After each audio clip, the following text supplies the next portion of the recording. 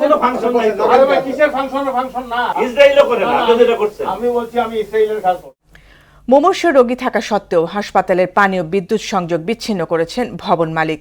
হঠাৎ এমন মানবিক বিপর্যয়ে রোগীদের জীবন সংশয়িত রয়েছে, বিপাকে পড়েছে হাসপাতাল কর্তৃপক্ষ। ঘটনাটি রাজধানীর সবুজবাগের হেলথ এইড হাসপাতালের। এমন গুরুতর অভিযোগ করেন প্রতিষ্ঠানটির ব্যবস্থাপনা পরিচালক ডাক্তার আসাদুজ্জামান। আর অভিযুক্ত বাড়ির মালিক এসব অভিযোগ অস্বীকার করে পুলিশের ভয় দেখান। মনিরুল ইসলামের প্রতিবেদন।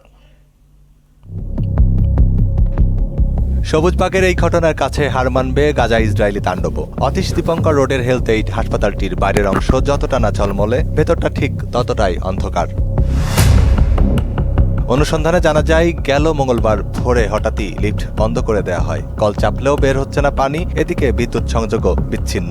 অথচ হাসপাতালের বেডে তখনও কাতরাচ্ছে অন্তত 30 রোগী। এ যেন গাজার হাসপাতালে ইসরায়েলি হামলার পুনরাবৃত্তি। বহুবার পানি বন্ধ করছে, লিফট বন্ধ করছে না, আমাদের রুগী ভোগান্তি হয়েছে। অনেক ভোগান্তি হচ্ছে, হাসপাতালের অনেক সুনাম ক্ষুণ্ণ হয়েছে। কারণ হাসপাতালটা আমরা যারা করছি স্থানীয় এবং সবাই ডাক্তার। এমন ঘটনায় অতিষ্ঠ হয়ে হাসপাতাল কর্তৃপক্ষের কাছে ব্যাখ্যা চায় রোগীরা।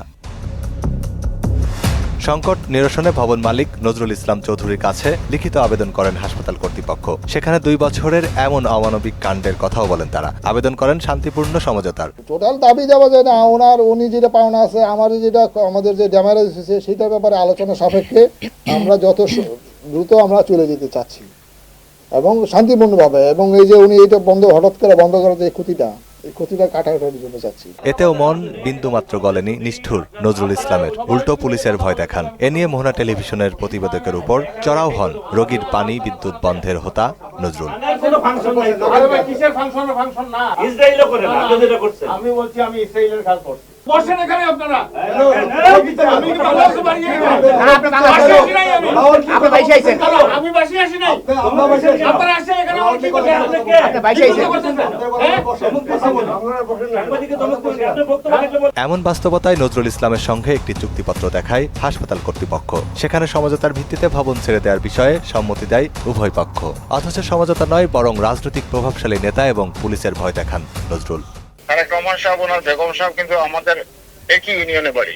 আচ্ছা, বুঝছেন? তো এখন এই ব্যাপারে এগুলো বাড়াবাড়ি না করাই ভালো, কথা না বলাই ভালো। তাহলে কি আপনি তারেক রহমানের নাম ভাঙিয়ে কি আপনি ক্ষমতার অপব্যবহার করছেন?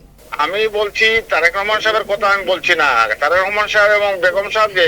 তবে নজরুল ইসলাম সপক্ষে কোনো যুক্তি দেখাতে পারেননি, বরং ভিন্ন ভিন্ন সময় ভিন্ন ব্যাখ্যা দিচ্ছেন তিনি।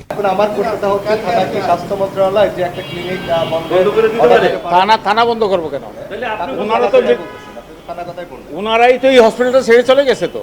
কেউ তো চলে যায় না, সবাই তো বিদ্যমান। তবে এ বিষয়ে সবুজবাগ থানায় ওসির সঙ্গে কথা বলতে গেলে তাকে পাওয়া যায়নি। অফিসিয়াল ফোনে একাধিকবার কল দিয়েও সাড়া মেলেনি। এমন অবস্থায় প্রতিকার পেতে সরকারের হস্তক্ষেপ কামনা করছে হেলথ এইড হাসপাতাল কর্তৃপক্ষ। মনিরুল ইসলাম, মোহনা সংবাদ, ঢাকা।